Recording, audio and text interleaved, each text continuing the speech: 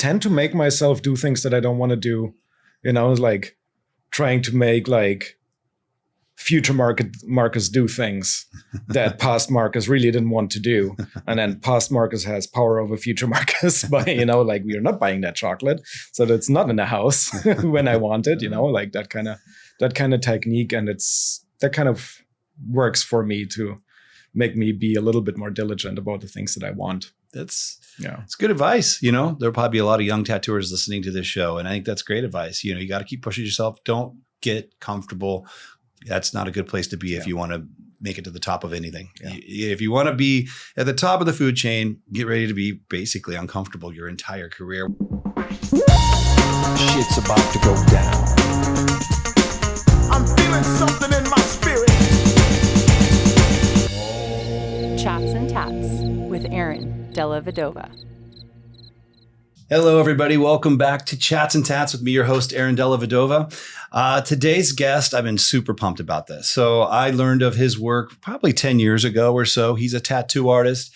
And I was like, wow, I have not seen anyone take Biomech, which is it's a type of art and tattooing. It sort of stems from the Alien series, and it's a organic. It's hard to explain, but it was really Guer Atchison that got it going, and then Aaron Kane. It's got a very specific style. But when I met this man's work or saw this man's work, he brought a voice to it that I had never really seen before, and I was like, that is incredible. So I just been a fan for 10 years and always wanted to get tattooed by him. He's going to tattoo me on the show today. So without further ado, please welcome my new friend, Marcus Lenhard. Thank you, Aaron. You're welcome. Yeah, that's really lovely. Yeah, making me blush right from the beginning. Well, and I was screwing up on the name there, H.R. Geiger. I was missing that. And I was fun. I want to bring this up actually, because I was just in Switzerland and visiting my brother-in-law's fiance, and she was going to take us around, show us things. And she took us to the Guer Castle. Mm-hmm. You know this place? Yeah, Guer. Mm-hmm. Guer. I knew I was saying Guer. Yeah. And that's where his museum is. Uh-huh. I had no idea. I go to this castle just thinking I'm going to do a castle tour. Yeah. And then lo and behold, there's the H.R. Geiger restaurant, bar, museum. It was so dope. It's a cool place. Yeah. I have yet to go there. I haven't been there yet. I haven't had. I was going to ask you that because that's sort of like, is that true to say like Biomech? Okay. Mm-hmm. It stems from H.R. Geiger. Isn't he the seed? He's the seed. And I love that you use that word too. I think a seed, because everything kind of grows from a seed, you have that organic growth. Mm-hmm. And I think like this whole, I don't know if you even can call it a movement, but this whole genre of tattooing, especially, I think it's mostly alive in tattooing, and also very much in like concept art, where you have like background artists that like paint backgrounds for science fiction movies or computer games, or invent creatures for that kind of stuff, or anything to do with it. They really love that kind of art, right? Because it's so abstract. It's a really cool, how would you call it?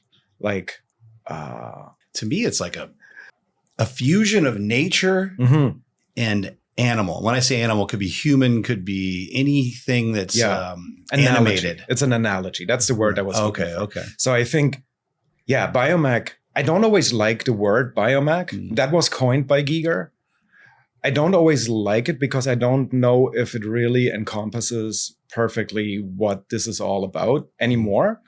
But I think in tattooing, it's actually really big because it's a really good analogy for how nature solves problems, right? Evolution and how things move in nature, physics, biology. There's certain math. There's a certain golden ratio that if you understand it, people can tell. And before we started rolling, we talked a little bit about Japanese culture and how they found this very unique way to find this ratio of aesthetics in almost anything that they do. Mm-hmm. And I've always felt very pulled towards that, even before I started tattooing, even before I really started to think about Biomech as Biomech. But yeah, like for me personally, it definitely comes from Geiger. It definitely started right there when I was a kid, and I was immediately fascinated by it. I think it's a cool thing.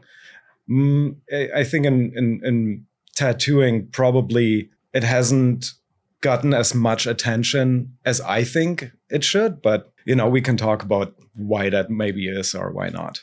Well, I mean, what you said is so true. I mean, when Geiger, I always say Geiger, I don't know. When Geiger invented that, style of art, that genre of art, I mean, that's the first unique thing to me is how few times in history somebody emits a brand new thing. It's usually you see art, it's like, oh, that's a little bit like that thing I already saw before. Yeah. And that guy did a new version of it. But he, unless I'm wrong, and I might be, I'm sure your viewers will let me know if I am, to my knowledge, he just made the Alien movies and he was doing the work before that. And it was like a brand new style of art that the world had never seen before.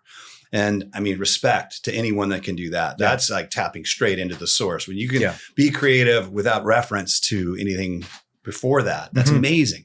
And then you're right. The tattoo industry just latched onto it. I don't know. And you might know more because this is your line of work. This is your genre of work. I want to say it was Guy Atchison that was well, I guess you would have to say Aaron Kane. I don't know which of those two guys. Do you know who really was the first? You don't. No, I don't know who did it first. I just know that those two guys have been so prolific in bringing this genre to tattooing. Yes. I don't know who takes the pioneer's cake of both of those, but I would say both of them because both of their approach to Biomech is so different. Yeah. Right. Where Aaron's stuff is like sharp and like very graphic and like very bold and super readable from very far away. Almost an old school approach to the Biomech thing. Always reminded me a little bit of like comic book art back in the day. Felt super drawn to it because everything is about shapes. And everything is about just the shape language that he had that was so unique. And then he made tattoo machines in that style. Right. I remember those. And I'm so grateful for him doing that because I think that's probably like the most important way that Biomech keeps having a place in tattooing with people that don't necessarily like Biomech, but here they are tattooing with one of the best machines that you can get. And it's a Biomech looking machine. Right. And he kind of like keeps Biomech cool amongst people who might not necessarily think that it's the coolest thing in the world. Right. So I think that bridging that gap, like he definitely has a huge hand in that, and probably more so because of the craftsmanship of his machines that he's doing than his tattoos, because he hasn't been really tattooing for a really long time now. I think he has probably stopped around 10 years ago, and why, I don't know. I have never really talked to him about it. I only had a very short encounter with him about that time ago, like around 10 years ago. But man, his machines, my wife has a bunch of his machines and they're just so perfect when it comes to that. And I referenced a lot of my shapes, with his shapes. That was really important for me. And Guy Atchison is almost like my Biomech father, like my Biomech daddy a little bit, right? I mean, he's just one of the most approachable, no ego kind of people I know in tattooing, one of the most intelligent and forthcoming people. He is. I don't think I could have made it to where I am right now without him. There's no question about that. Well, and I guess, the impact of their work on the tattoo community has been massive, and even for guys like me that don't do Biomech, but, it changed my career completely because before really getting to know their work, tattoos to me were pictures. They were a thing that you put on a body. And then I start looking at these guys' stuff and it's like, no, they're decorating the body. Yeah. They're moving, the shapes that they're tattooing move with the muscles on the arm, move with the shape of the human form. And that clicked for me. And for me, it became more of filigree, and some of my Japanese work, I use wind and water. And of course, they're doing the same thing when you really look at that golden ratio, as you mentioned. When you look at a really cool piece of Biomech and you look at really cool finger waves, you can find that same pattern in both of those Absolutely. things. And that to me is huge. That's great tattoos, especially large format tattoos, all have that going on. It's just what are you using to create it? In your case, it's biomech or organic shapes. And other people, it's wind and water from the Japanese era, and or filigree. Like I use a lot of filigree, but that was a really impactful thing for me. For me too. And for me, it was exactly the other way around. My biomech and my movements and my forms, they all sucked until I understood how Japanese water waves or finger waves actually worked. Because I didn't really want to draw them, because I didn't really want to do, I wanted to do biomech. I wanted to do nothing but biomech. Wasn't really interested in anything else. When I was just starting out to tattoo, I was 23, 24, super arrogant. I thought I know better about pretty much anything. And when you go into tattooing with that kind of attitude, not having a mentor, not really being in a tattoo shop, right? Like everything I did was completely self-taught. I went into it kind of jaded and kind of arrogantly. And then I fell on my face really hard when I realized that, oh my God, like I'm not good at this, right? And then I was like, you know what? I'm doing tattooing, and this is about like 3 or 4 years into my career. I'm tattooing, I'm making good money. This is still my dream job. This is what I wanted to do. And I'm not going to complain. I'm just going to do what sells. I don't have to do biomech. If I don't get to live my absolute dream, who am I? You know, this humbled me. And I was like, who am I to expect that I'm going to do exactly what I want to do, that I'm going to be that bio guy? And so I stopped doing biomech and started to get into more Japanese work, and then started to draw a lot, finger waves and scales and feathers and snakes and elements, really, especially, right? You have to learn how to draw these elements, wind, water, fire, and like solids, right? Like rocks and earth and sand and all that kind of stuff. And that's really when that penny dropped for me, right? And then I did that for a while and was really frustrated with especially water for a while, because I couldn't make it look good. And it looked so easy. And then it's so hard to do. And then at some point after doing it for a while, almost like a year, I think, the penny dropped, and I actually had to really put some work into it. And I learned how to work towards a goal really hard, right? And then I was like, all right, okay. And somebody came in and wanted a biomech tattoo. And I was like, okay, fuck, all right. And then I drew it like 5 o'clock in the morning, last minute. I've been sweating it for days and then not doing it and procrastinating. And then the guy comes in 10 o'clock and I go to work at 5 o'clock in the morning.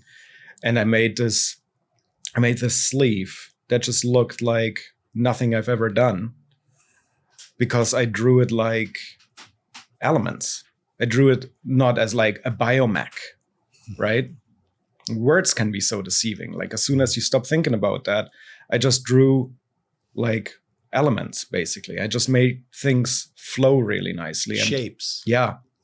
Shapes, and made it about like the shapes have to look good, because that's how tribal works, for example, right? Tribal doesn't explain itself.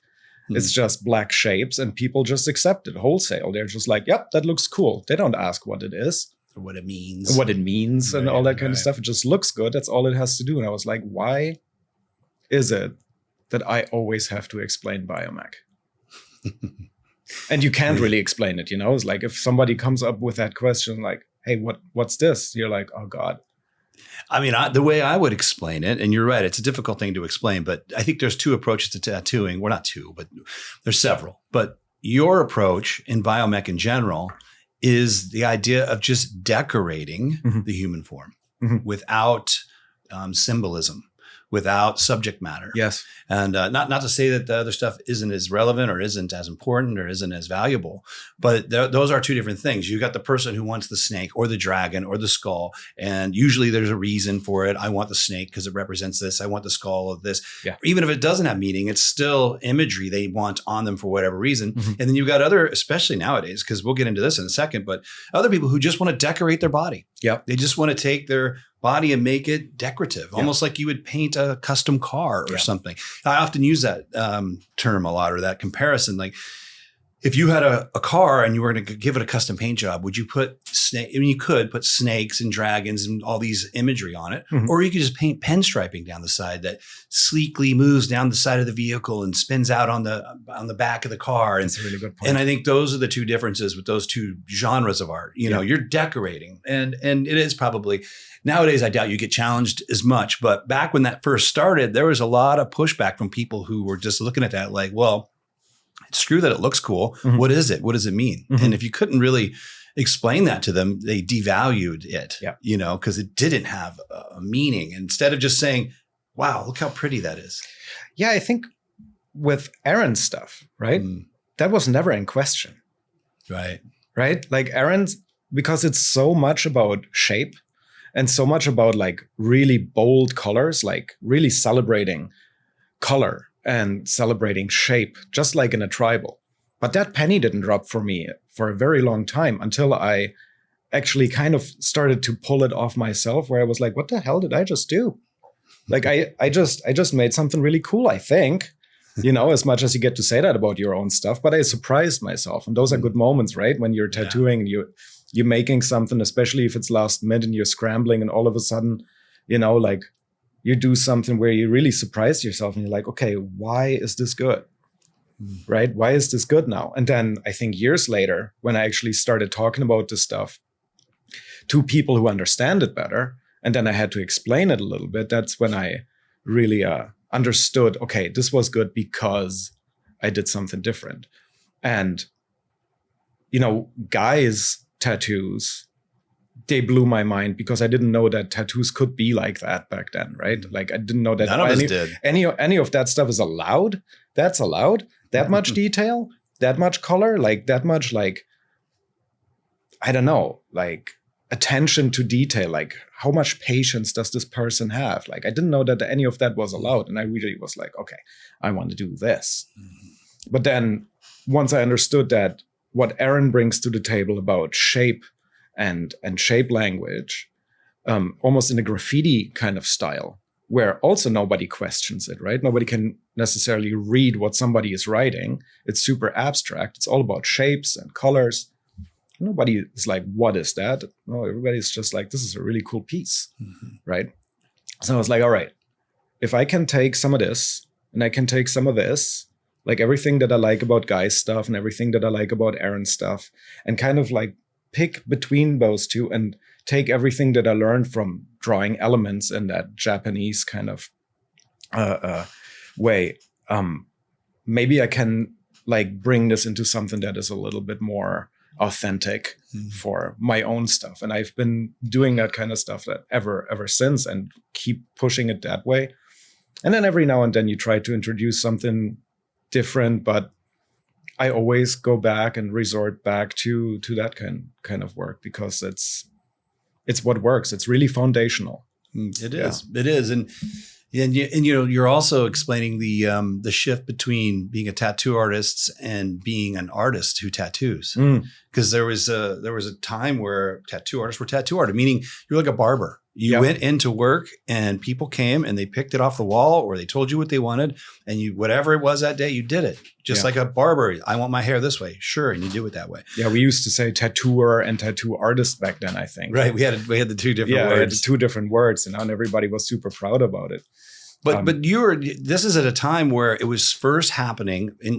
So what I guess I'm getting at is Aaron's work and Guy's work to me also represented, so you can just put your art on people. Like you could go in your garage and paint stuff until you thought it looked cool and then tattoo it on people. Yeah. And I had that was a click moment for me too. I'm like, I'm doing this all wrong. I'm just trying to be of service to everyone who walks through that door every day, which is great. And I still try to be as of service as I can to every client I work with. And I do a lot more illustration work. So usually my jobs start with just give me some subject matter and give me a body part and let me go from there. But yeah, you guys were just bringing straight up abstract art is a simple way to put it, and putting it on human skin. And nowadays, it's crazy when you see all the Blackwork that's happening. And it seems to be, I would almost want to say, the most cutting edge place in tattooing right now is decorative. I call it just decorative tattooing. No subject matter at all. Yeah. Or maybe one flower and then it's just huge black shapes behind it that move down from a guy's shoulders to his ankles. Yeah, I'm really excited about that. I am too. I am really excited about that because there's not really many styles that work as a bodysuit, right? There's Japanese tattooing that works as a bodysuit, and only because there's so much elemental elements in it, because it flows so well, right? And you can wear it like a piece of clothing. But it's not as transformative as, for example, like massive amounts of blackwork are. And like blackwork is almost like, it doesn't really tell you a story. It's almost like music without lyrics, right? It's just like, good analogy. Yeah. So it doesn't tell you what it's about. You just have, but you can still enjoy music without lyrics, without singing, because if it just flows and it sounds good, you don't question it, right? It's good. It's nice. And then you have Biomech, which is kind of in between those two, where it's very transformative. There's a huge potential to really like turn a limb, like an arm or a leg, into something completely different than what it is, to have like a 3-dimensional illusion in there where things start looking differently. Or you do the same that you do with tribal, where it just looks really cool, and people are really exploring a lot of that stuff differently now because of the amount of blackwork that is out there now, where you just have like, okay, I'm going to make like this arm into like a big black shape. And it's just there's just a couple of lines that just hug the anatomy in just such a way that it looks beautiful. And I think that's one of the ways that women actually got very attracted to this kind of large scale ornamental work, where it's so true. So many more women getting large scale. Because I tattoo almost none. Because Biomech doesn't seem to like hit that spot, right? But this large scale black read a little too. Biomech seems to feel a little aggressive and masculine, especially Aaron Kane style and Guy's style. Your stuff, I think, is a little more gentle. It's a little more fluid. It's more liquidy, like it's melting a little bit. But that's interesting to hear that even with your style being a little softer, it's still mostly men. I've talked to my wife, Kaya, about this quite a bit because she actually tattoos more women, and she also does Biomech, in a very accomplished way. But we talk about this a lot. It's like, why is it that your stuff appeals to women more? And she's like, well, I make it more floral and I make it more into something that is like recognizable as something specific. I think women don't want to be in a position where they have to explain their choices. I think men don't have really a big problem with that. That's a good point. I don't think women like to be in a position where somebody looks at them with a question mark, or like questions their choices about how or what they put on their body. As far as that is for me to say, but I've asked a lot of women about that kind of stuff, right? So I talked to women about that stuff. And I was always like, this is really interesting, like when it comes to the way that we make choices about who we want to be to the outside world, like the kind of first impression that we want to make, men make very different decisions than women, right? Because I think like in the end of the day, what we do with our bodies and with our clothing choice as men, it almost doesn't matter as much. Right? Because if we are funny or a nice guy, if we bring something else to the table, we can be small and ugly, and we get away with it. And I think in our culture, Western culture, that might not be true in the same way for women. And so I think that they feel compelled to make decisions a little bit differently there. Interesting point. Yeah. No. And I just find it super interesting in a cultural kind of sense. And then of course you try to see what you can take away from that for your own art. So I'm looking very closely at Blackwork, of course, right? And see like, okay, so they make different choices when it comes to flow than I have learned from people like Guy or Aaron, where things can get very convoluted, right? But there it's like so straight and so simple that I'm like, why not keep it a little bit more simple? That's actually really quite beautiful. And then I still appeal more to the masculine side of our clientele. And I'm happy there too. It's like, I don't necessarily need to change that. But it's just an interesting thought experiment, you know? It is. You know, you've got me thinking about something I've never even contemplated before, because I have everything you're saying. I've totally noticed, and I have mainly my career has been mostly men, probably 80%. And I've often asked myself that question too. And you know, we had I don't know if you're familiar with Phibbs. I have never met him. But you know his work. Absolutely. He worked here with us for a couple of years. Yeah, fantastic. And I couldn't believe, like I was, when he tattoos probably 90% women and huge bodysuit type work. He's one of the people that I think about when I say all these things. Right. And I'm just, and you're helping me a little now, because I look at his work and I'm like, what is he doing that women seem to be extremely attracted to? Yeah. Well, and it's a lot of things, but another thing about flow is how a piece fits on a man's body and how it fits on a woman's body is different. You know, they are, a lot of times he'll accent, you know, the hips to waist ratio, and he'll come under the breasts of the woman. And, you know, he'll put shapes in places that I think wouldn't look great on a man, right? You know, these bodysuits where it's almost like a garter. Yeah. Like, you know, no man's going to want to wear that. It looks like careful there. Well, good point. Yeah. But you know what I mean? Most, you know, heterosexual men don't want to wear a Blackwork piece that looks like it's framing their breasts and their hips, accenting their thighs. And, you know, and he is one of many who's learned that special recipe. Yeah. And when he does those pieces, it's beautiful. It really, and I think a lot of times women, on the cultural thing, women want to be, and this is generalizing people, so be gentle here. We're just generalizing, but want to be, they're looking for something sexy, something pretty. Whereas men, a lot of times, I think are just looking for something, for lack of a better term, badass. Yeah. Right. So those are two different ways. This is kind of what I was alluding to earlier, right? When I said like women make different choices there. And obviously we have to generalize. Otherwise we can't have this conversation at all. True. Right. But most men don't worry about how their tattoos are going to look like in an evening dress or a wedding dress. Right. Right. What's going to show when they wear a crop top. Yeah, exactly. Because the range of clothing for women is like 100% broader than what men have, you know, or want to wear. Like, do we even care? Like, it's kind of the coolest thing in the world if you don't, as a guy, you know. It's like if I go down the street with like a pink dyed pug and I don't give a shit, that's kind of the coolest thing in the world. Right. That's being a real man for some. Or some other guys are like, there's no fucking way, it has to be a pit bull. Like with a widest, most like, you know, bespiked throat piece. Yeah, exactly. Or like some people like tattoo their pit bulls or something. I don't know. Well, it's cool to see. And one thing I used to think that women just didn't want big work. And what I'm seeing in this Blackwork movement and other people in that space, there's so many women out there who would love to have a bodysuit.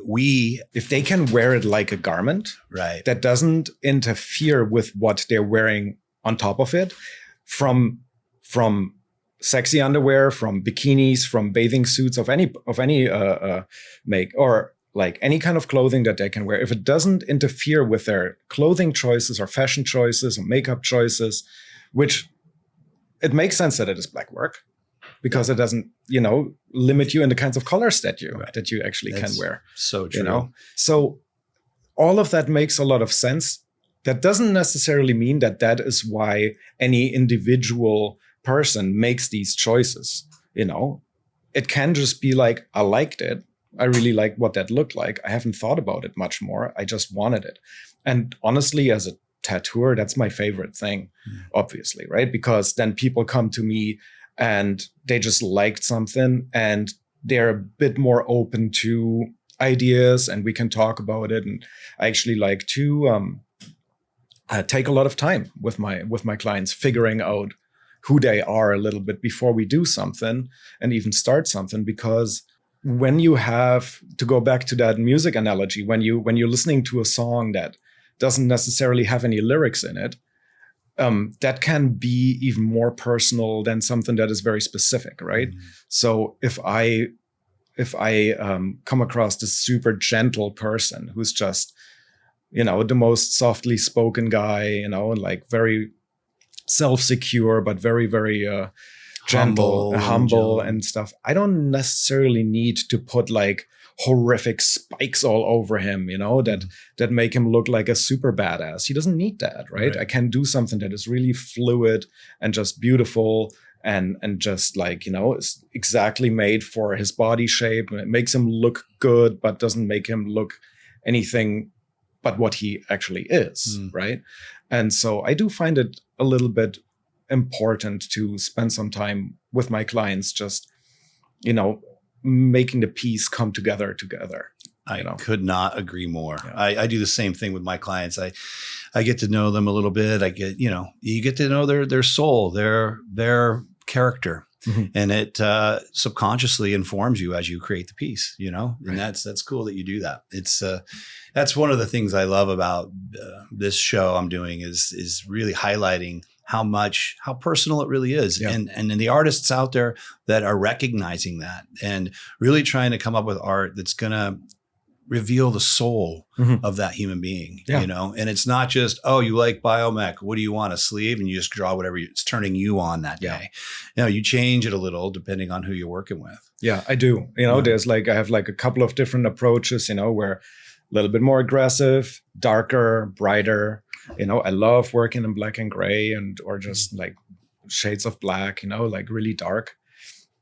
That's beautiful because that's something where I'm like, how can I tap into that Blackwork genre a little bit more, you know, because I feel like, you know, why not, right? Because that's exciting to me. But there's definitely a part where I'm just like trying to just have like a gauge of the person that I'm tattooing for sure. And, you know, like, I'm sure you know this too. There's people like once you've done this for 20 years, you know, in your case, I think it's 30 almost, right? Yeah. So there's people who come to you because they want a piece from you. Yeah. And they almost don't care what you do. They just come to you with like this trust and they just say like, oh, just do whatever. That's not my favorite thing in the world. You know, I do like to have like a little bit of direction. Me too. Because for that reason, because I feel like if they don't give me a little direction, if I don't get to know them a little bit, I'm not going to be successful expressing them properly. I can't make you your favorite sandwich if we have never talked about what you actually like, right? Right. And so that's really important to me. So usually I start and I spend like the first sessions, I usually do a lot of sleeves. I do a lot of sleeves and I love doing that. I don't need to change that at all. And we start doing like 4 or 5 days. We spend 4 or 5 days with each other, which costs me a bunch of money in the end of the day because I could be tattooing 5 people in that same amount of time. Let me get this straight. So you have a new client. He wants to get a sleeve. Right. You guys will just hang out and get to know each other for 4 to 5 days? No. Well, yes, but we also do work in that time. Oh, you're saying you do 4 to 5 day sessions back to back? Yeah. Really? So we don't tattoo for 5 days. Usually we get to hang out, meet each other, just like we did this morning, right? Like just to like gauge each other's energy a little bit, see who he is, you know, break the ice. Usually I pick people up from the airport or from the ferry terminal or wherever they arrive and pick them up, bring them to the shop or bring them to their Airbnb or hotel.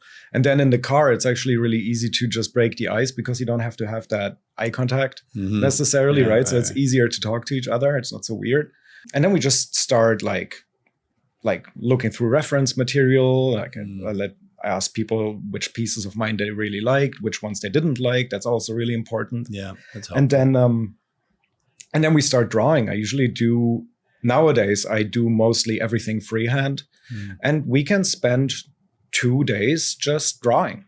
Now, are you drawing on paper and or you're drawing on him directly and on? He's looking in the mirror and you're wiping it off and changing and this is a whole process leading up to the point and where it's a struggle every time. I struggle every time.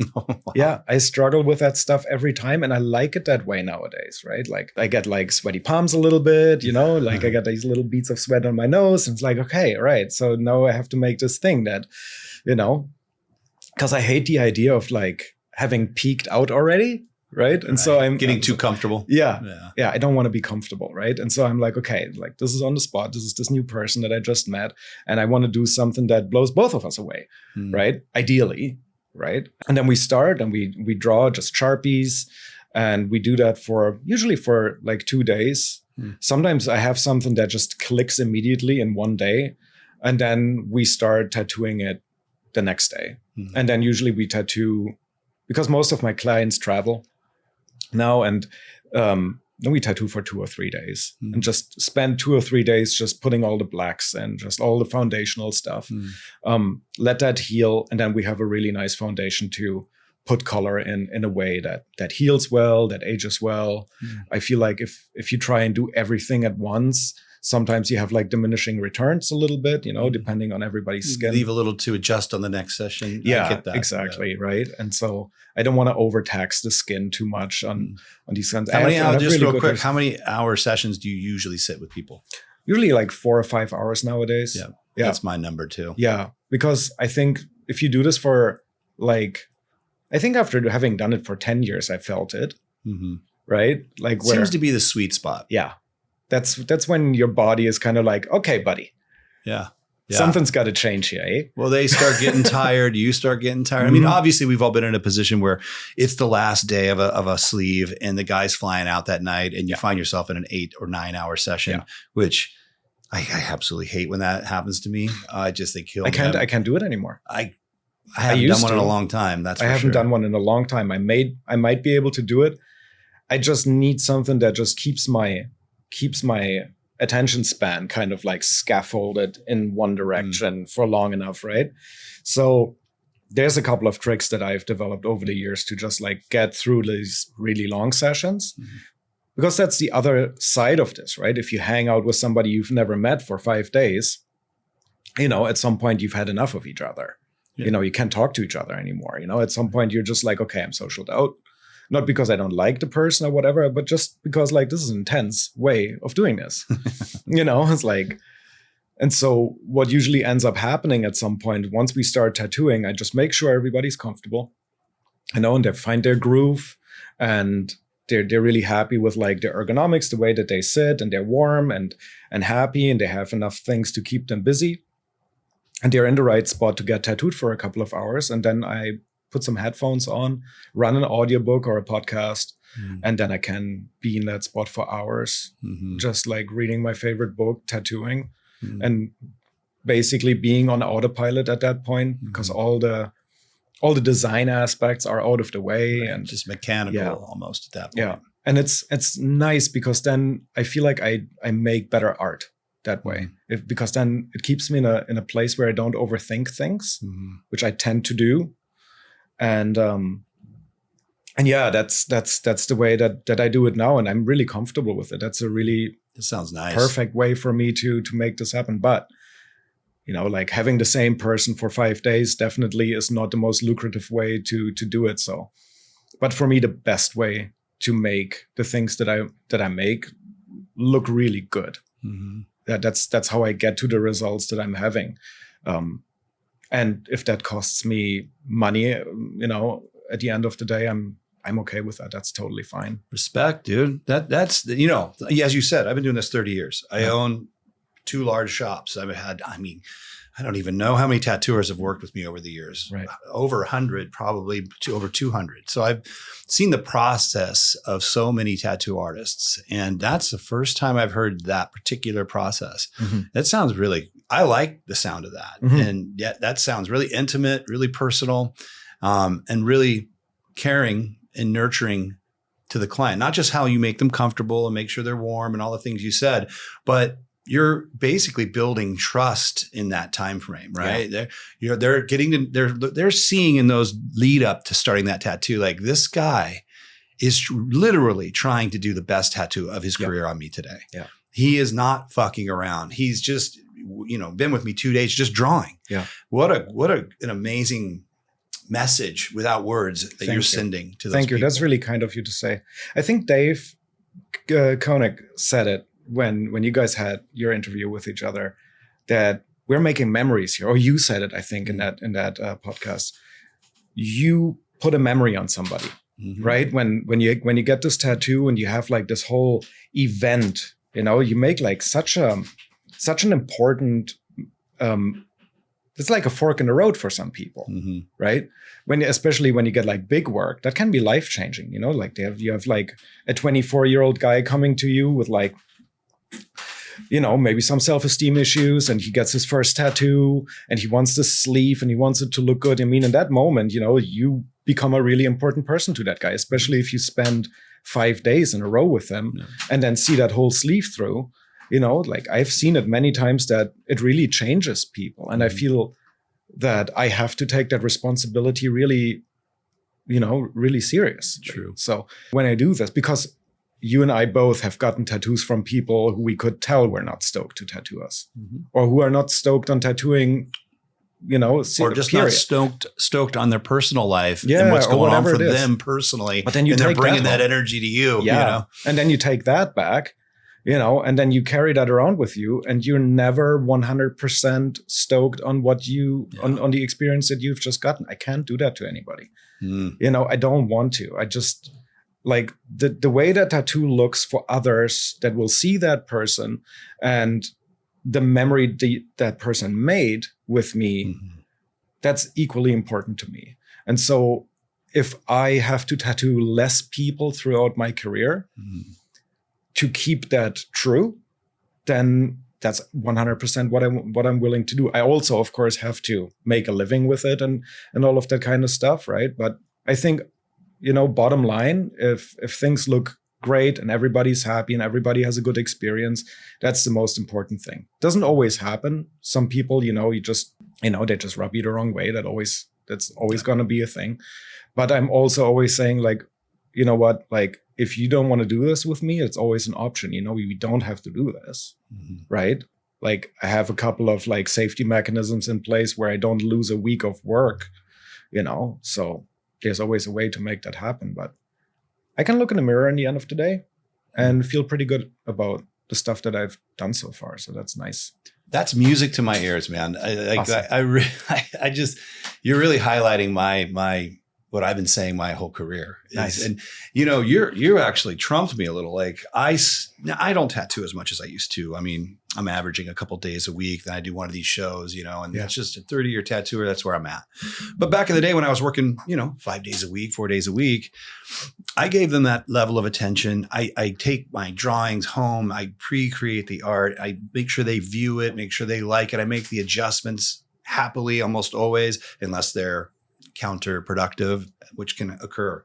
But this whole process you're doing to spend that much time and your art too is so organic that I can't imagine it looking the way it looks without hand drawing it on to the body. I just think there's so much information that you're taking in from that physical form you're dealing with that day. Absolutely. My stuff's a little different because people are getting snakes and dragons. And so I do come with a snake, at least the head of it and part of its body, because to Sharpie that on, it's just, my God. No, I wouldn't do that either. Right. And, No. you do illustrations. I shouldn't keep cornering and you just your organic stuff. I corner myself into that a little bit, don't I? I mean, but what I'm saying is I think for your style of work, this is a fantastic way to get that done. it's my favorite thing to do at the moment, and partly it's I pushed myself into it a little bit myself, and partly it has been like my recent circumstances have pushed me a little bit more towards the freehand approach. I used to probably be one of the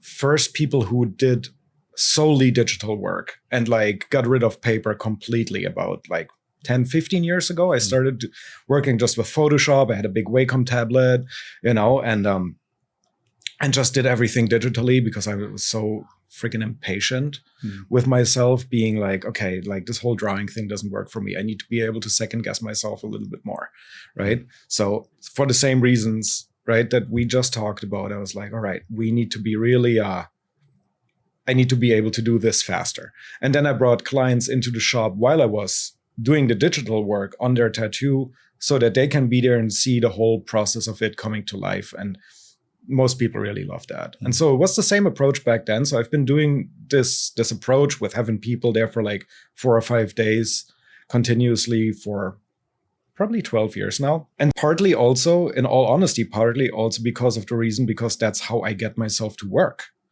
right? If there's somebody breathing down my neck, I can't get like into a place where I can procrastinate and just, Can't like, get your iPhone out and start looking at Instagram. Exactly. Right. Like, because I do tend to do that. I have mad ADHD. Right. Okay. And so I'm like, if there's somebody there, it becomes a more performative thing.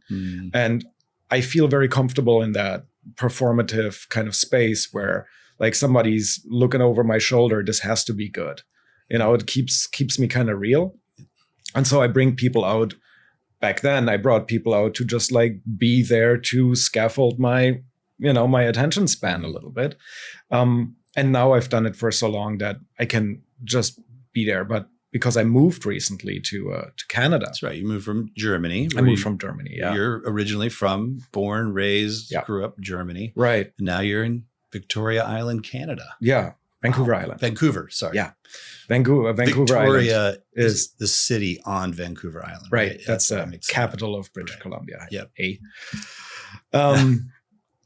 I moved there really recently with my lovely wife, Kaya, and we recently got married just 10 days ago, I think. Oh, wow. I didn't know that. Yeah. Congratulations. Thank you. Yeah, this is our little mini honeymoon here in San Diego right now. Oh, yeah. That's which is a really good place to be for a honeymoon, eh?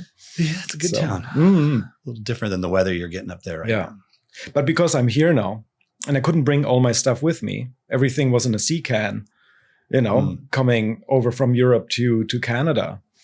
And it took forever for that container to arrive. Just recently arrived. So I didn't have my computer. I didn't have my Wacom tablet. I didn't have any of my stuff. I hate working on an iPad because I'm an old fart now who doesn't like new things. Right. So I can't really work on an iPad because, You got used to the Wacom tablet. I got used to that whole cockpit that I built for myself. Right. So I didn't have any of that stuff. And I was like, right, I still want to draw on people. I still want to like make cool shit happen. And so I just started freehanding on people exclusively. I've done it before, but not exclusively, where I don't have any other way of doing things. I always had that backup, and now I didn't have that for a while. And now I feel really good about that. I don't think I really need that anymore unless I do something that I haven't done before, where I really want to be like, all right, we have 4 days. I would love that second guess, right? I would love to see how this looks, and I want to be able to like just see this in color, and then I can make a color study really quick, right? So that's great when you have digital. That's what it's really good for. And some people really need to see what's happening, and then you can do like a little mock-up of what's going to happen really quickly. But yeah, usually no, I'm just freehanding everything. That's cool. I didn't realize that's how you transitioned into strictly freehand, because you just literally did not have your stuff. I tend to make myself do things that I don't want to do, like trying to make like future Marcus do things that past Marcus really didn't want to do. And then past Marcus has power over future Marcus by, like we're not buying that chocolate. So that's not in the house when I want it, like that kind of technique. And that kind of works for me to make me be a little bit more diligent about the things that I want. It's good advice. There'll probably be a lot of young tattooers listening to this show, and I think that's great advice. You got to keep pushing yourself. Don't get comfortable. That's not a good place to be if you want to make it to the top of anything. Yeah. If you want to be at the top of the food chain, get ready to be basically uncomfortable your entire career. We all want to believe. And even now, 30 years, I still find myself with the beads of sweat on my nose going, is this working? The idea of getting to a place where it's just a breeze. Yeah. I haven't found it. And it's not a good place to be. I mean, that's what I found. It's like when you get too much praise, right? When you get too comfortable, that's usually when things start declining, on your personal stock market of ideas, right? And quality, like when you get too comfortable and you think too highly of yourself, that creeps up on you. You don't really even realize that, but then like your work starts declining and you don't realize that, but everybody else does, right? True. And then if you have a good technique to keep yourself real, and by no means I say that I have the perfect technique for that, because I'm still learning who I am too, right? And so, there's still stuff that I need to do in order to like keep myself at that level. But, we're also competing with people who are 20 years younger than us, and we want to be in this game for a little bit longer. Yeah. And, that's also a fair amount of pressure right there, which I love, by the way. That's really good stuff. Yeah. Right? Keeps you motivated. Oh yeah.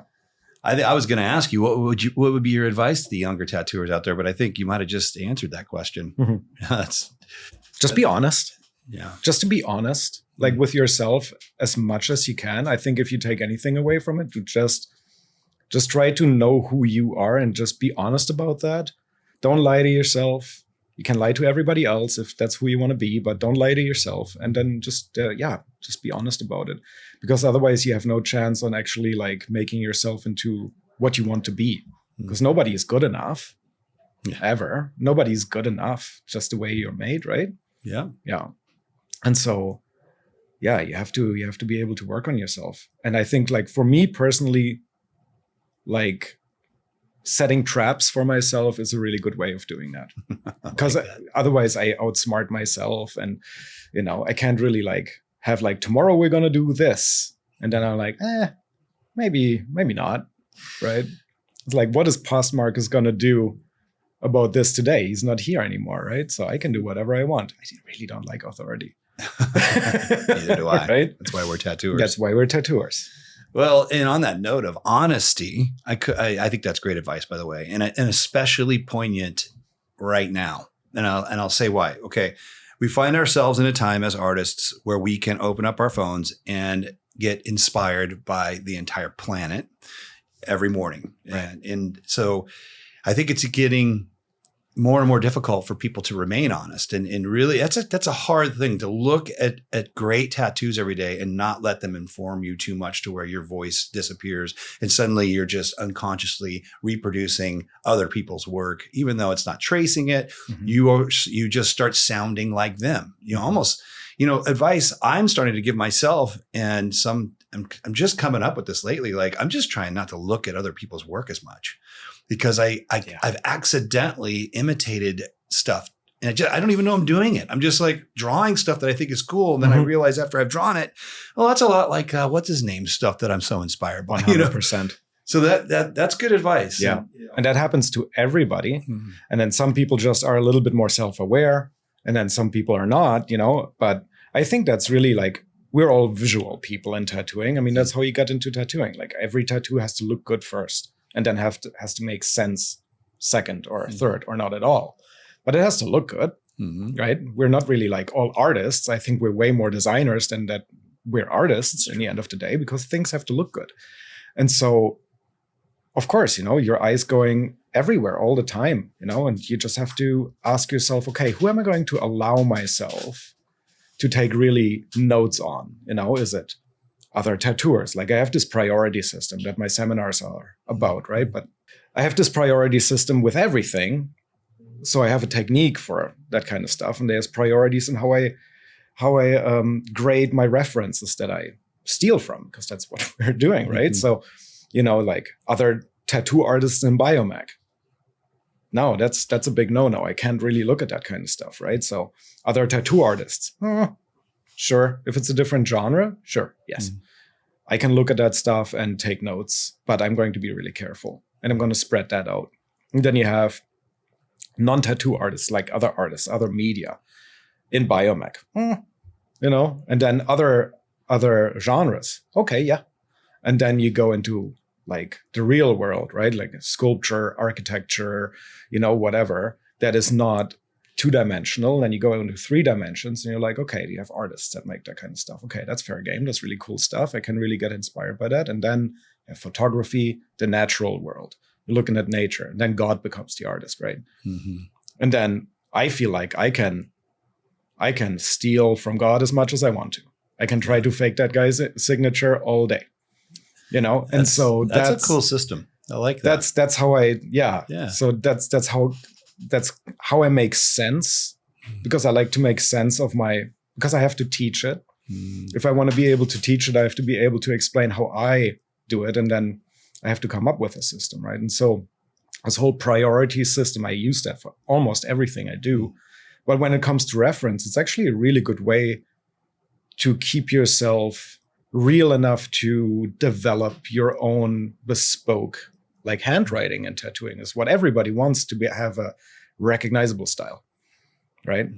And you can't get a recognizable style if you let yourself steal from people who are too close to you, to who you want to be, right? Like the further away you get on that priority scale, the more you will do something that's really surprising, you know?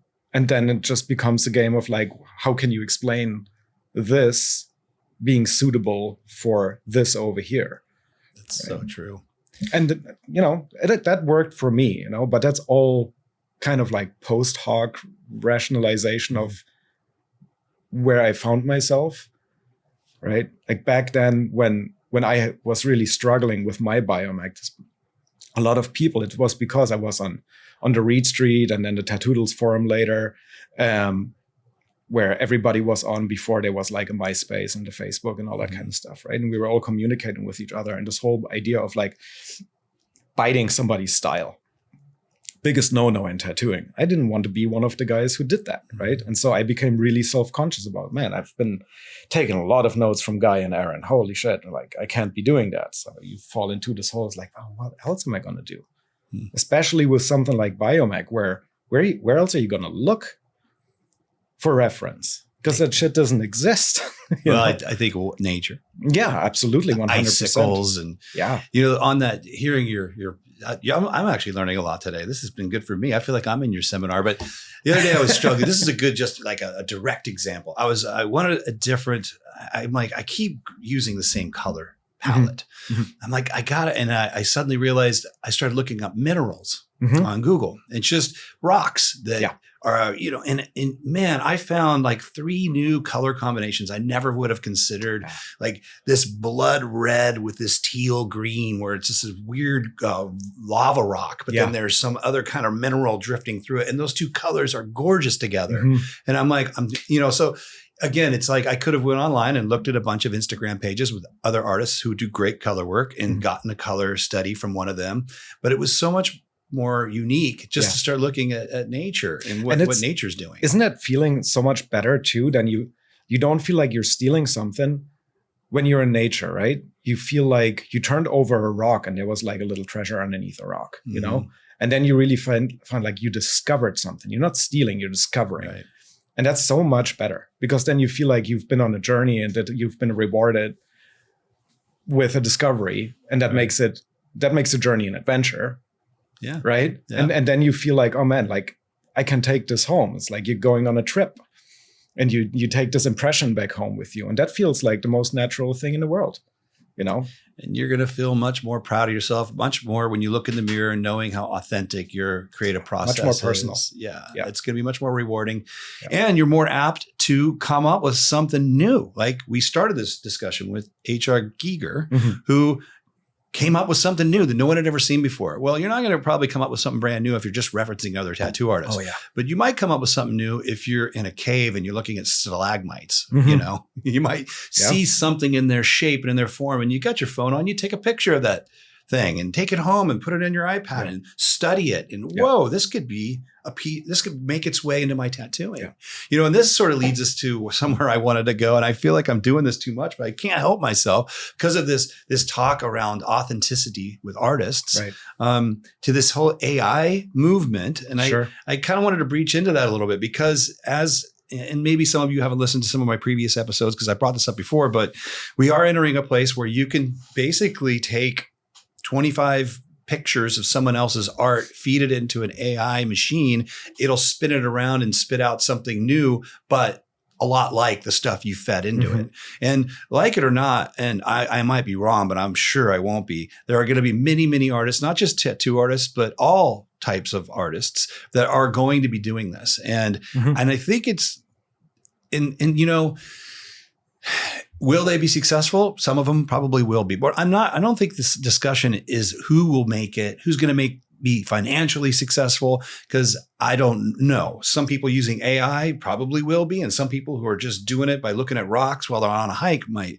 But who in those 2 groups is going to look in the mirror and have a fulfilled artistic life? I would say the second. So, I mean, I'm kind of, I guess, saying to everybody out there, like, you can do that.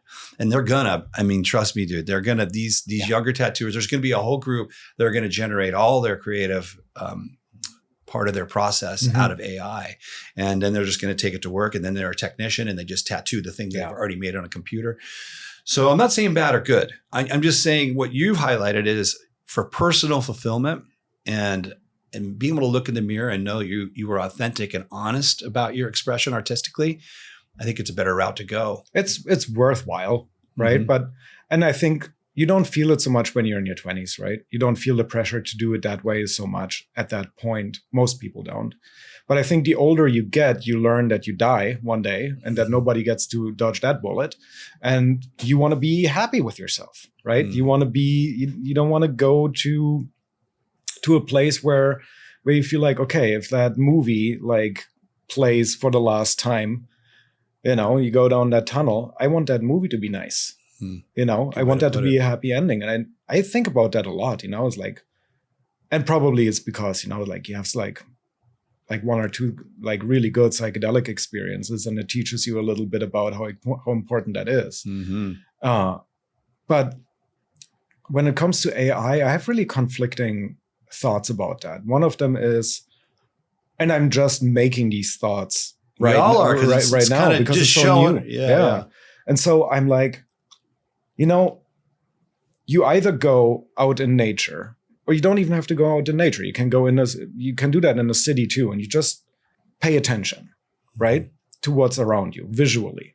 And you'll pick something, you know, like a color scheme, like you said, for example, like an interesting color scheme. You can go down the beach and find a dead crab and you have a perfect color scheme, right? Or you find a cool car, you know, that has a color where you're like, oh, I didn't think that was a color that I was going to like, but this works, right?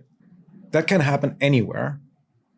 And so I feel like as we spend more time on our screens and our devices, we want to create a place where we can have these kinds of surprises, you know? And the only way that you can surprise yourself and the only way that you can steal from nature, right? Like I said before, like the only thing to really steal from with a clear conscience is from God, from nature.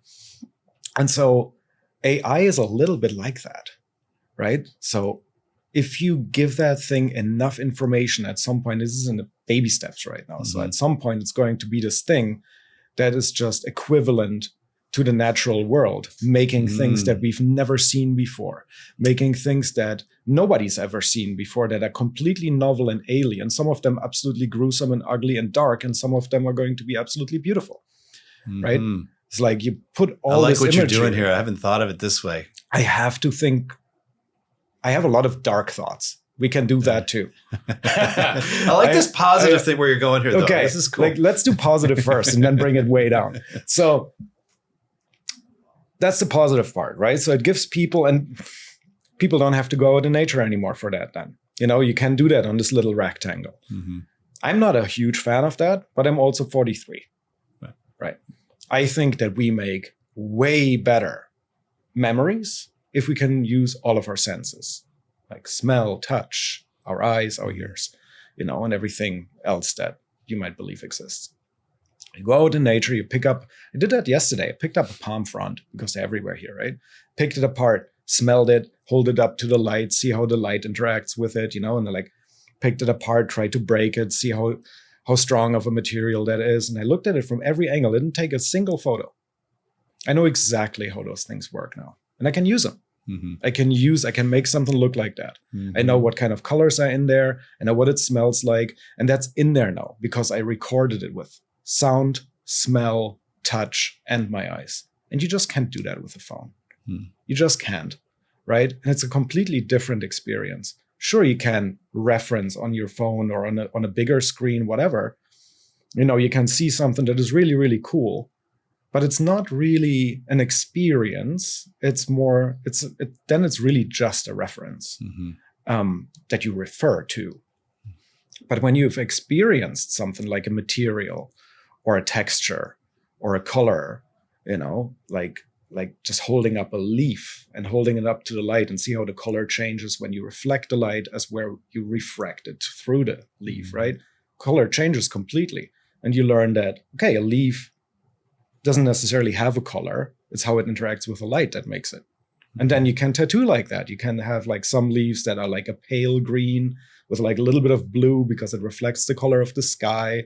And then you have a couple of leaves that are turned this way, and they will not reflect the color of the sky. They will filter the color of the sun all of a sudden. You can give those, and then you can make, let's say, something as simple as a sleeve with sakuras, with like cherry blossoms. All of a sudden you can say like, oh yeah, you know what? I get to get away with like 2 very different colors of green that I'm going to put out in my tattoo because I saw that happen, and that makes perfect sense.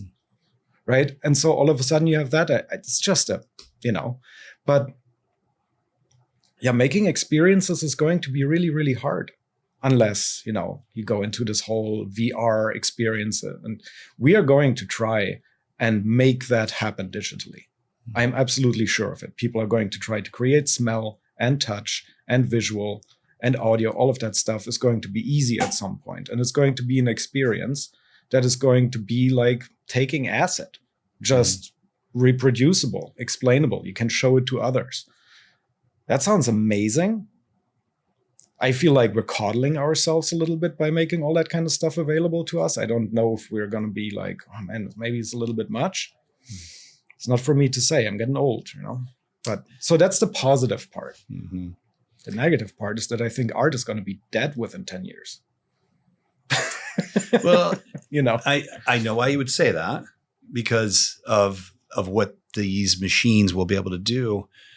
But there is an aspect you're making me think about, like, if you have a really honest artist, a really authentic artist, a guy that's doing all the things you've already talked about, and he's putting on HR goggles, and is that what they're called? HR? VR. HR.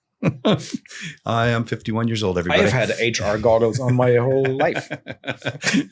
And he puts on his VR goggles and he gets to have that experience too. Now he's bringing things from that world with the fact he was at the beach looking at the crab, and you're fusing them all together. Isn't there the opportunity for just another level to occur? Mm-hmm. It's one more novel thing that's informing our creative process. Yeah.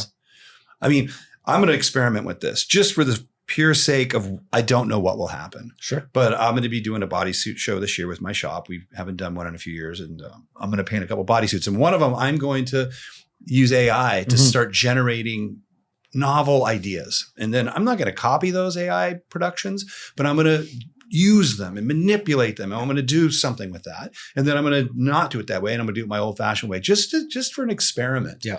I mean, that sounds really exciting. It does, and interesting, and why not? I'm not here to impress at this point, 30 years. I'm just going to fuck around and do what I want and have a good time. And that seems entertaining to me and just novel, just to kind of explore this new frontier that's coming our way. But art is dead, you had said. I don't need to extrapolate on that, because I had just an interesting idea about this as you were speaking. So what if... So because here's the thing, we're getting a little bit older, and we've said this often enough now. So this is the last time I'm going to say it. But at some point, it gets harder and harder and harder to surprise yourself, right? Because you make big strides and then you hit a plateau for a while. And then you're like, okay, things are getting better. And you hit a plateau again, and you hit a plateau again. And these plateaus are getting longer the older you get, right?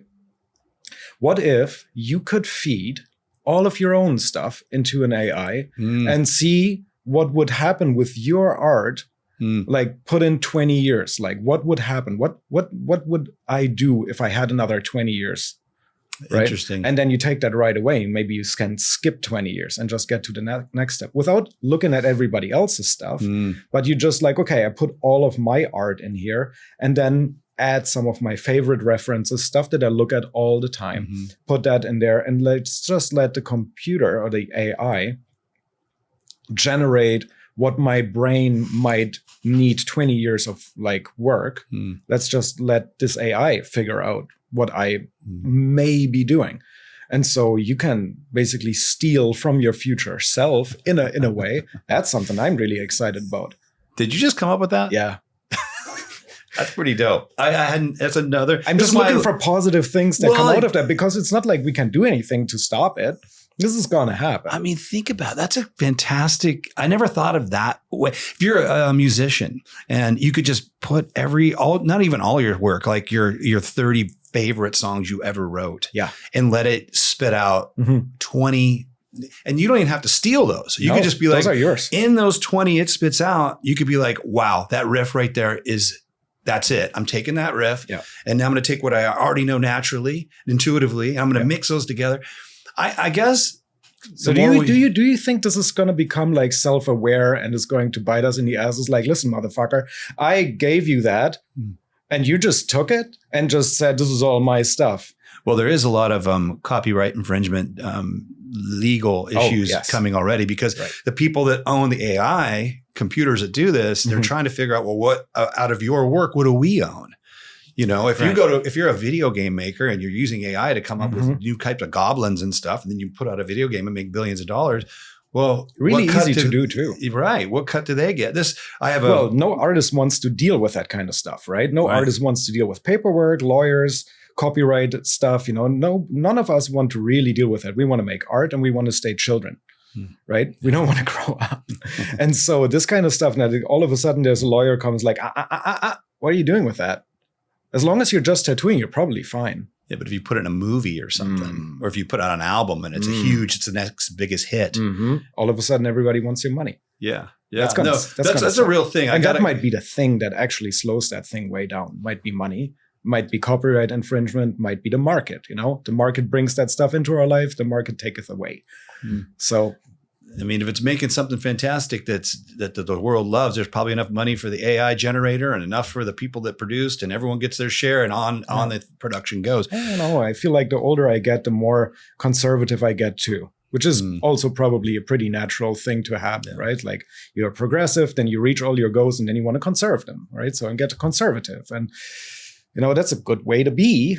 In some ways, it's a bad way to be in other ways, but.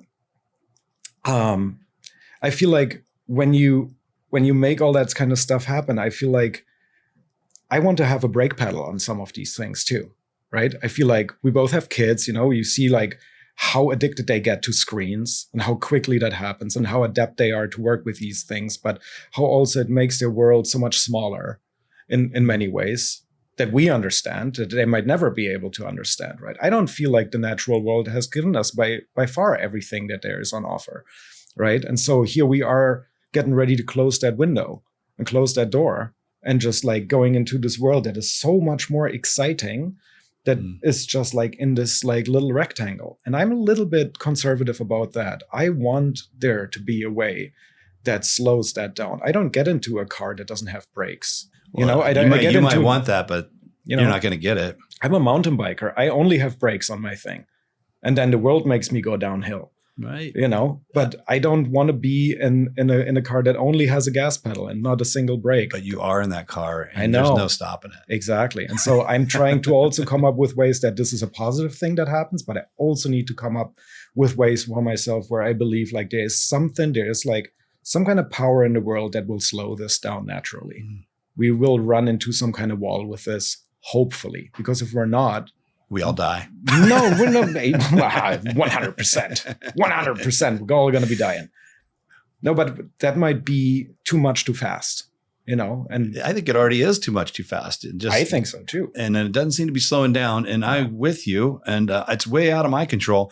The people inventing these things and building these things, I don't know any of them. I have no power over slowing any of them down. As long as they're making money and making progress, I don't see it stopping.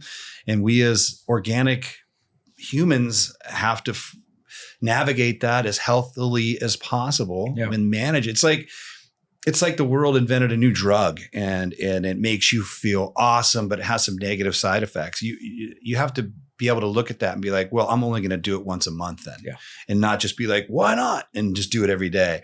I do think it was like, I look at my own children and I wonder if because creativity is like a muscle, and it's like anything. If you use it, it gets stronger, and the ability to come up with a novel idea or anything like this becomes easier. People say to me all the time, I'll just sit down and draw some surrealistic thing. Like, how do you do that? Where do you come up with that? And I'm like, well, I've been doing it for 30 years. It's not that hard. No. But when they're on their phones and have a computer that's creating novel ideas for them, what happens to that muscle, that human creative muscle? It atrophies, right? Mm-hmm. And so I wonder if the real people that crush it in the next 20 years are the ones who are smart enough to not digest too much of it, to keep that part of their brain stronger. It's really interesting. I like that. It'd be like being a mathematician and saying, okay, well, I have an iPhone. I don't need to know math anymore. I'll just use my calculator. Well, how about the guy that goes, yeah, I have a calculator too, but I still am going to write down and I'm going to do it on paper as well. I'm still going to work out. I'm still going to work out. Yeah. And I think we are entering a world where I think the generation coming up, a lot of them aren't working out. They're just leaning on this technology for so much. And so the folks that, I think there'll be, parents that'll teach their children that, you want to still use this. I mean, we can go on and on. It's just a fascinating subject. It's a fascinating thing. I think it's going to be like it always has been, people are going to get older. As they reach a certain age, they're going to make a couple of realizations and it's going to lead to them like doing things differently. Mm-hmm. It's easy to lose hope when you look at people who are like between 15 and 25, maybe 30, and then being like, oh my God, where are we going? But once you like get to know people that are like past that barrier, usually people realize like, oh, holy shit, I'm going to die one day. Like things I got to change, and then people make different choices. And I think that's as old as time. Yeah. And that has always been like that. So I do have faith in like everybody's personal like agency, with the kind of choices that they're making. And at some point, it's not going to matter to me anymore too. Yeah. Like I have, like, this is not the only thing that I'm doing that I'm stoked on doing, right? Like there's many other things that I really like to do with my life to be like really excited about. And, if Biomech or tattooing altogether goes the life of the dodo, I'm going to be like, all right, but I saw some really amazing things in my life. And, like we is going to be the next thing. So, and that's okay with me too. So you just have to keep your life exciting for yourself, and how anybody does that, that's completely up to them. I like real things in the real world. I do. You like reality. You don't want to. Yeah. You don't want to put on VR goggles and mountain bike. I have never. You want to go get on a mountain bike. Yeah. I want to go on a mountain bike. I've never had VR goggles on my head yet, and I used to be like I used to be in love with technology until I felt like, oh, things are starting to get away from me a little bit. Like I said, like I started like this whole digital thing, and like I feel like I was like one of the first people who did this in tattooing, to a point where I didn't need paper anymore. And nowadays I don't like drawing or painting. I never draw, I never paint anymore. I never do. Like you were talking about exercising that muscle. I almost never do it. Like I do it with the people that I want to spend that time with when I freehand on them, but I don't really draw in my free time or paint in my free time anymore. It's like, and maybe that comes at some point where I feel like I have that back, but that left me at some point, I think like probably like, moving to other countries is hard. Right. And so I think the first time I moved to the Netherlands and then I moved back to Germany, and that's probably around the time when I lost that, because I felt like, okay, there's so much going on in my life. Something has got to give. And I think that's when I probably stopped drawing and painting, because I just got too frustrated with it all the time. And part of it too, when you're a tattoo artist and you're spending your workday creating art, because I've done the same thing. I still draw, I still paint, but not nearly at this pace I used to, only because I'm striking a balance. Like, gosh, can I do something else today besides art? Yeah. Can I go ride I like the mountain bike too. And, anything, like just go for a walk. You're looking for other outlets to experience this beautiful world we're in besides that one, specific lane. Balance, right? Yeah, I feel like you have to, like you can develop yourself as an artist and you can become an amazing artist. But once you are an amazing artist, have you also done some personal development in the meantime, right? And then if you arrive at 40, 45 and you feel like, oh, I feel like I'm still 20 because I haven't really done anything but just like tattooing and art and tattooing and art and tattooing and art. Then at some point you're like, maybe there's like space for some other stuff here that like makes me grow as a person that I might want to like growing up a little bit, maybe start a family and, like all of that kind of stuff. And I think that's also really important not to forget, I've done quite a bit of personal mentoring lately. Because I had downtime tattooing because I just moved to another country and I can't really work yet legally, right? So I have to wait until my whole immigration stuff is round. And then until then I do more like personal mentorship online. And I heard this story over and over and over. I've been tattooing for 10 years and I've plateaued out and I haven't developed my own style and I don't know what to do. And I feel really depressed. And like we talk about this kind of stuff for a couple of sessions. And usually what comes out is like, dude, you need to take a break. You need to take a personal break, like do some other stuff, like get out there. If you haven't seen anything else but tattooing, where's the inspiration going to come from? Where's the excitement going to come from? You're fucking burned out. Yeah. Not that complicated. No, it's really not. But it's hard to see that when you're that close to it, right? Well, the idea is if I work hard, if I work harder at it, I'll have my breakthrough. But really sometimes walking away is when you have your breakthrough. Yeah, some doors open outwards, right? Exactly. Yeah. I 100% agree with that. I use travel and psychedelics and other different things in my life to do that. How often do you still do psychedelics at this point? It's funny. I had this is about maybe 8 months ago. I had my first terrifying trip, maybe of my life. I was playing around with some DMT by myself in the backyard, and I don't know, the entities on the other side slapped me down. Yeah. And so I've been a little cautious lately. I'm still a little. Were you just going into it too easily? Yes. We're just getting used to it. Super cavalier. Yeah. I actually had a couple whiskeys. I was like, I'm going to rip this thing and go meet God. Yeah. And God is like, how dare you? Yes. That's the message. It was real clear. They were just like, do not disrespect this place like that. It really is humbling. I didn't think I was coming. It's one of those typical trips where I thought I'd snapped a wire and the world was forever going to be made of plastic, including me. And everything had a smiley face on it. And it was like saying to me, like, how you like it now? The trees were plastic. And it was kind of saying like, you're taking for granted the texture and beauty of the natural reality that you are already in. You're already in the most beautiful thing you will probably, it's so reality that we're in right now is so gorgeous. Yeah. And you're going to come over here looking for something bigger and better. Like we're going to just turn. So I turned everything into plastic. And I mean, I felt like 20 minutes. I mean, maybe it felt like 2 days, but it was probably 20 minutes. And I just remember almost on my knees begging for everything to turn back to normal. Right. And it did. And I took that. And it was still really a positive because I've since then felt I take more time when I walk by trees, when I look at my wife's hand and when I just feel the texture of clothing. I'm like, oh, this is nice. Like just feel the wood of this table. Yeah. This is a stone trip. I mean, look around. Why do we need to trip out? This is pretty trippy. Yeah. This room we're in, you sitting there talking to me. So it was a cool lesson. But I would say to answer your question, only when that was a little bit of a me fucking around. I probably shouldn't. And you feel like you need an adjustment or something like that. I just wait for those moments to show up. Yeah. And that right, when it's like you're at the right place, the right time. You're like, this feels good. Then so I'll probably go back to something. I haven't done this until I was 40. I've always I was always super afraid about like giving control away. I was always like, I always felt like, oh, I'm so self-aware. I can do all these things myself. I know exactly who I am, blah, blah, blah, blah, blah, bullshit. And then when I was 40, like COVID, right? COVID hit. And I was just coming back from a trip with my now good friend, Guy, Atchison. And we were hanging out. And Guy has been trying to get me to go on an experience, for...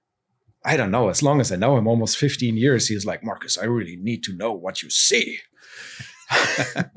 And I was like, I'm good. every time. And then at one time I was down there and I really felt like, you know what, like it's absolutely time. Like something else needs to happen. Like I'm bored of myself. Like there's something else in here that I'm not going to find. Like I can keep, I always like to see like doors in my mind, and I can try to jimmy this lock for another 20 years, like filing things and trying to make the right key for this lock. Or I can like get just like this general skeleton key that just fits in every door and just open them all and then just see what's coming out. That's how it's been explained to me. I don't know what I'm talking about at this point. It's a good analogy. Never taken any mushrooms, never taken any LSD, none of that stuff. Never really like even like an edible, to that point. So I haven't really explored myself really that much. And then he gave me some DMT, like as my first experience. And I didn't really know how to do it and didn't really know how to smoke it, but like had a good experience, was positive, was really interesting. It wasn't like a crazy thing that I can't explain. Things just started to change visually and I closed my eyes and was gone. I was like, this was super, super interesting. I'm going to let this sit for a little bit. And I went home and I started to make my own DMT because I didn't have a supply or whatever. So I just went online and just figured out how to make it. And chemically, pretty much. And I made some. And then I just slowly like got myself to a point where I'm like, okay, now I can take like a bigger hit. And that's when I blew my own mind, basically. And it's all by myself. Like I was completely alone. Was like right the first year COVID hit and you're like isolated at home all by yourself. It was me and my dog hanging out with each other. And I was like, man, I remember the first time I smoked something and you get like this super warm feeling, love, love, love, love, love, right? And I opened my eyes for the first time and I was like, oh, you got to be kidding me. And, you look around and everything looks completely different. Like my first hallucinogenic experience, I was like, okay, this is nuts. And I was hooked. And then I did it too much. And then I got a slap in the face, just like you said. And I felt like I got like squished between two rocks and like one of my eyes was here and one was there. And I got like squished. It's like, how dare you? I got just smeared between these like two slabs of rock. It was very unpleasant. Yeah, you don't want to go into that stuff haphazardly. But as long as I had respect for it, was pretty amazing. Well, and the good news is it's very safe. It is very safe. You're not. It's not going to hurt you. I mean, I shouldn't speak like that. I'm not a doctor, but I can only speak anecdotally. I have yet to, and I know hundreds of people who have done it, and I've never had anyone that was, I guess if you have like instances in your family of like mental illness or like schizophrenia or something, you should probably be really careful. Or if you're taking any like SSRIs or anything like that, you can get like dopamine syndrome or something like that. You should be. I have heard that. Yeah. That's true. So, but for healthy, adjusted people, it's pretty friendly stuff. And if you have a bad experience, it's probably really good for you too. You probably like I said, that one. I call it my bad trip, but I'm really kind of should probably call it my best trip. Yeah. So I was just going to say that it's probably the one that actually gave you exactly what you needed, right? Yeah. And then you don't need it anymore, right? And for a while, you're like, okay, I think I'm good now, and then you get to experience yourself with a new perspective. Yeah, a new perspective. Yeah, isn't that really something? Well, I'm glad I did it so late in life. It's always the perfect time. When it goes, it is the perfect time. I did it so late because I feel like if I would have done it younger, it would have been a very, very different thing, and I might have had like a really bad experience and then not experience it again when you can actually do something with it. Yeah. When you actually you'd be turned off at a young age and then never get the opportunity again. Because you hear that a lot. Yeah, it's true. Like, oh, I did that shit my senior year. I'll never touch it again. It's like, yeah, you were at a party and someone gave you some acid and you had a bad time. And now the whole genre of plant medicine is, off limits to you. Yeah, that's true. I was lucky enough to accidentally have a lot of good experiences when I was young, even though the intention wasn't for that. The intention was to like, hey, let's do this stuff at a party. And next thing you know, I'm walking around in the desert, communing with nature. And everyone's like, where'd Aaron go? So I got lucky. Nice. But yeah, that's an interesting subject. I just say to people, you decide. The research is out there. Anyone can get all the information they want about it. And the biggest one we desire. Like if you were really feeling the urge, that's usually what I tell people, then do it. It's relatively safe to do. Yeah. And if you're really feeling like, fuck no, then I guess don't. You might not be in the place in your life where that's the appropriate thing to be doing. Yeah. Yeah. I was pretty desperate at that point, right? I felt like something's got to give. Like I don't know how to change any of this. Like I wasn't in a good spot. And so I was like, all right, I guess I gotta have to learn how to surrender. That's the biggest lesson it teaches, isn't it? Yeah. You got to let go of that ego and let go of all the control you think you have, which is a beautiful lesson because you get it back, but you have a different reverence towards it after that experience. Learn to appreciate yourself a little bit more. Yes. Yeah. Well, coming a little bit full circle here, your authentic way you approach tattooing, I really appreciate that. Your process, how you interact with your clients, how you like to very carefully gauge where you gather your reference material to keep you more authentic and not just echoing the voices of other artists.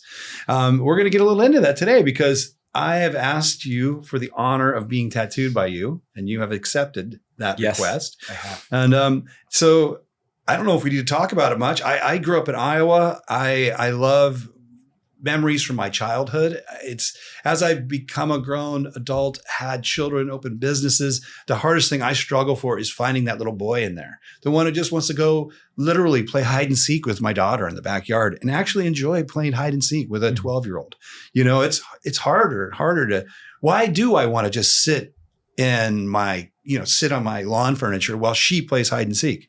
Yeah. Like what happened to that little boy, you know? And so I like to get tattoos that remind me of my childhood. And I had a really good childhood growing up in Iowa, just pure nature. That's where we lived. We left the house in the morning and we were in the woods or cornfield. It was just all nature. But in Iowa, there are every so many years, these huge swarms of cicadas would infiltrate our entire neighborhood and make this incredible sound, just wow, wow.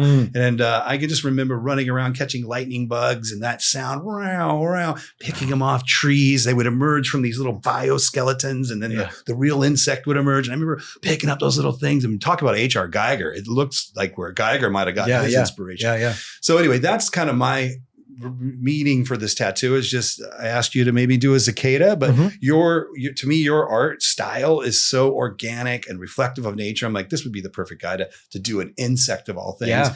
So I love doing insects. So we're just, what's your plan today? You're just going to get a Sharpie out and rip it? Yeah.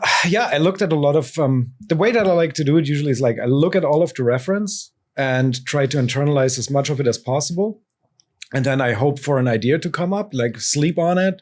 And then sometimes I have an idea in the morning. So that's what we're going to go with. And then I just try to draw most of it to the spot where we're going to do it, which I think was like the side of your knee or something, like kind of above to the right of the knee. Just above on your thigh. And so we're just going to doodle a little bit, see what happens. As soon as something good happens, I'm going to finalize that. Going to look at some reference just to make sure we get that thing right, and then we can rip. I love this. I love this because I didn't realize when you were going to tattoo. I knew I was going to get a really cool tattoo in your style, but I get to be a part of this process, the way you do it. Like I said, this is kind of not many guys I've come across in the industry do it this way. So I get to be an intimate part of this process with you today. Yeah. And I think knowing how you like to have that little before the tattoo part, we just did it. Yeah. We did it on film. Perfect. Perfect. All right. I'm excited. I am too. So that's it for now, you guys. Stay tuned. We're going to be on the other side of the room in a minute, figuring out a cicada tattoo. Perfect. All right, brother. Oh.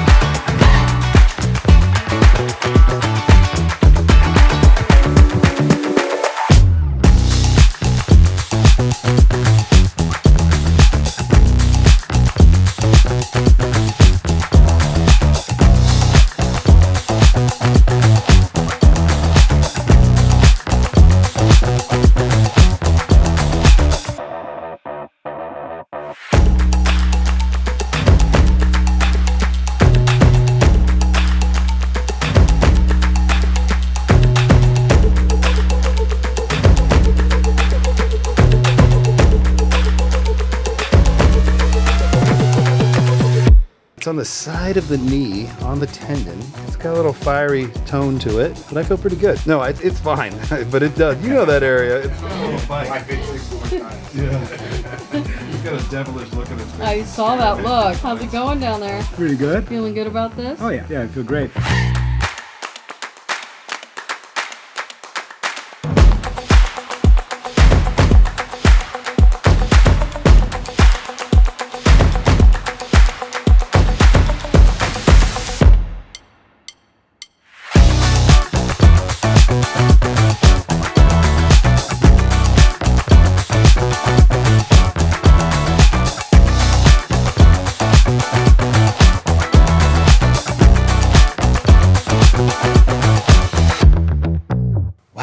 Everybody, welcome back.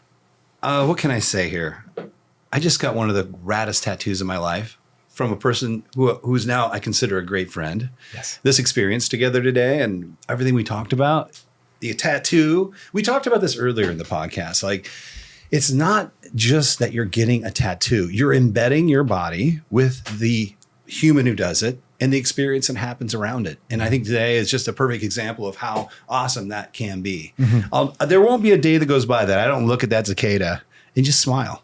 And I'll think of you and I'll think of our fun time on the show. So I want to honor you and cheers to you for being that today. But really to everyone listening, remember that, like, make your tattoo experience with somebody worth making it with, would be probably the toast I'm making. 100%. Yeah. Yeah, I feel the same way. It was a really good experience. I'm glad I came out here. What a great place to be. Well, cheers, my friend. Cheers. Thank you. Thank you so much. Yeah. As we end today's affairs, well, I don't know. Where can people find you? At the moment, I'm on Vancouver Island in Canada, in BC. Still West Coast, still considered the West Coast, all the way up there. Absolutely lovely. At the moment, we're still establishing everything. And I think by this time next year, I should be completely up and running. But I encourage everybody to reach out and get in touch with me if they're interested in getting tattoo work done by me. And we can set something up for the really near future. So, and let me just add, yes, on Instagram at Luxaltera, which is Luxaltera, right? Mm-hmm. We'll have links in the show notes and all that. But that's a great way of course, to see your work and get in touch with you. Absolutely. And yeah, if anybody listening wants to get a Biomech-esque tattoo from a very, very rad individual, I encourage you to look this man up because he's 30 years, one of the best I've met. So thank you again. Thanks, and, man. Hopefully this isn't our last little get together. No, I hope so. I hope we see each other again soon. All right, buddy. Cheers. Thank you so much. Cheers. Thank you for tuning in. Please go to YouTube, give us a follow, or subscription, they call it, or make some comments to me. Let me know what you like, what you don't like. Go to Apple Music, go to Spotify, give me a like, give me a follow. We appreciate all of it. And we'll see you on the next episode. I might add. Let's do it. If anybody has any questions for me personally, I'll be monitoring the YouTube comments. And if you guys have any questions, like in the first couple of days that this has been aired, I'm happy to try my best to answer all of those questions too. Now that you said that too, I think we should throw out to the audience the fact that you are doing mentorships. Yes. I do. Yeah, for tattoo artists. Yes, I do. I'm pretty booked up with those, to be quite honest, but I'm always open to have people come to me with any of their problems, anything that people struggle with. If they think that I can help them with anything, please reach out. I'm super happy to do anything I can to come up with creative solutions. Yes, cool. For sure. Very cool. Yeah. Right on, man. Well, you guys reach out. Find this man, check it out, check out what he does, see his art. And when this is healed up, I'll give you guys a sneak peek of the final product.